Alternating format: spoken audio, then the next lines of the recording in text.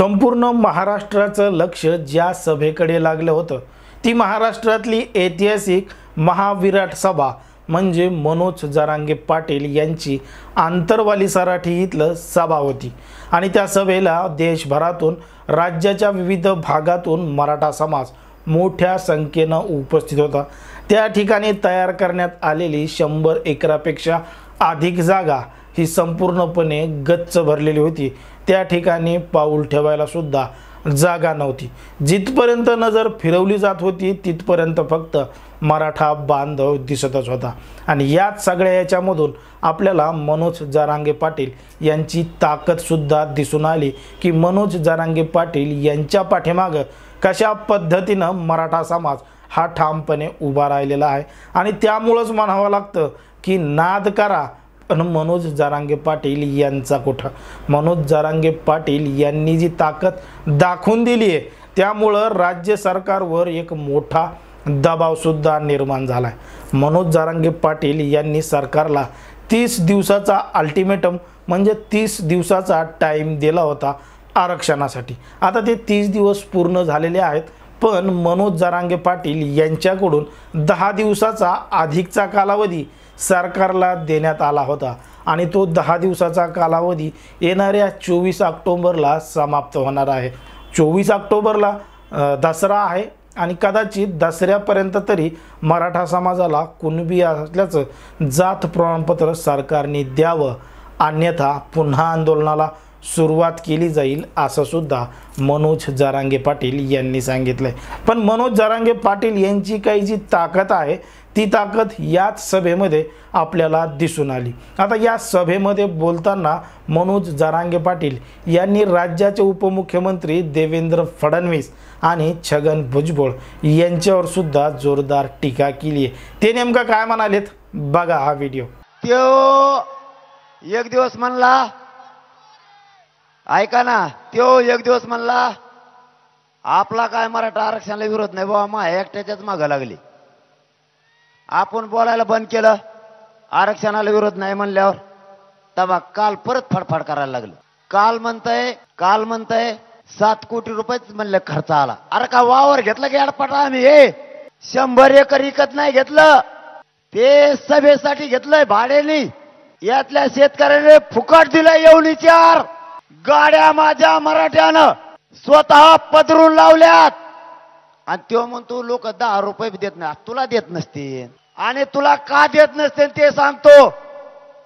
ज्या गोरगरीब मराठ्यानं तुला मोठं केलं त्यांचाच रक्त पिऊन तू पैसा कमवला म्हणून तू ते धाड पडली।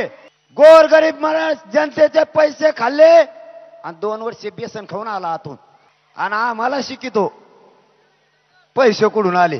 माझा मायबाप मराठा कबाड कष्ट शेतात करतो, आम्ही घाम घालतो घाम। त्या घामातून आम्ही स्वतः निधी जमा केला आमच्यात 123 गावानं गोदापट्ट्यातल्या।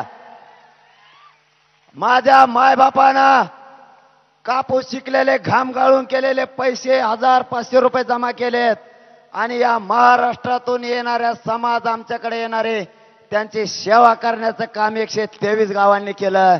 तुझ्यासारखं नाही आमचं। आता यामध्ये जर आपण बघितलं असेल तर मनोज जरांगे पाटील यांनी अगदी त्यांच्या स्टाईलमध्ये या दोघांनाही उत्तर दिलंय। आणि जी काही पब्लिक, जी काही संख्या त्या ठिकाणी उपस्थित होती मराठा बांधवांची, ती संख्या पाहून अक्षरशः त्यांना सुद्धा एक आश्चर्य वाटलं की एवढ्या मोठ्या संख्येनं या ठिकाणी आपले बांधव उपस्थित राहिलेत। त्या ठिकाणी जर आपण पाहिलं तर उन्हाचा कडाका होता, लोक अक्षरशः उन्हामध्ये बसले होते। आणि मनोज जरांगे पाटील ज्या स्टेजवर होते त्या स्टेजवर सुद्धा मंडप लावण्यात आला होता आणि त्यांनी डायरेक्ट मंडपवाल्याला सांगितलं की हे जो मंडप आहे तो वरची पट्टी काढून टाका, कारण की माझा बांधव जर उन्हामध्ये उभा आहे तर मी सुद्धा उन्हामध्ये उभा राहून बोलायला तयार आहे।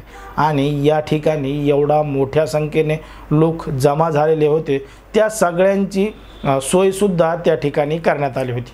म्हणजे राज्यभरातून जे काही लोक त्या ठिकाणी येणार होते त्यांच्यासाठी पाण्याची आणि नाश्त्याची सोय सुविधासुद्धा ठिकठिकाणी केलेली आपल्याला आंतरवाली परिसराच्या ठिकाणी बघायला मिळाली होती, जेणेकरून काहीही दुर्घटना त्या ठिकाणी घडणार नाही। त्या ठिकाणी ॲम्ब्युलन्स होत्या, त्या ठिकाणी फायर ब्रिगेडच्या गाड्या होत्या आणि पोलिसांचा मोठा बंदोबस्तसुद्धा आपल्याला पाहायला मिळाला।